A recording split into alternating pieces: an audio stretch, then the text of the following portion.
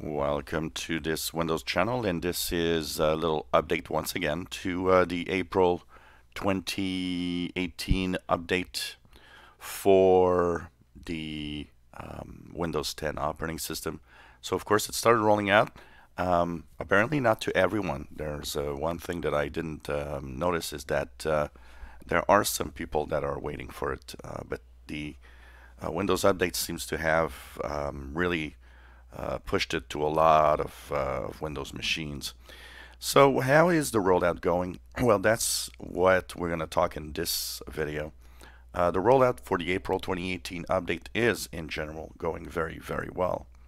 But there are two problems that I've seen kind of rise up, and that if I would say what are the two main most important problems that some people are seeing, and it's a very small number of people once again, but they are seeing some of that.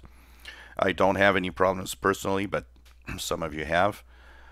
First, Google Chrome. Google Chrome with freezes apparently since the upgrade to April 2018 update. Now I use Google Chrome a little bit on the machine, and I've used it on the insider machine that is also right now on 17.134. I've seen no issues at all. But some people are reporting slight freezes in Google Chrome browser from time to time. So that's one issue. The other one that is probably the second most reported issue, a lot of people reporting their USB ports not detecting well the different devices. And I've even seen one post of somebody saying, look, you know what, I rolled back because my devices would not work. My printer stopped working on the USB. Even my digital cameras would not work on the USB ports.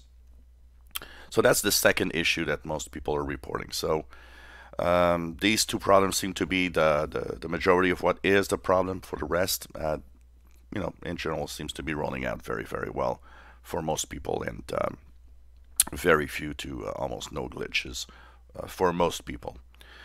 If you enjoy my videos, please subscribe, give us a thumbs up. Thank you for watching.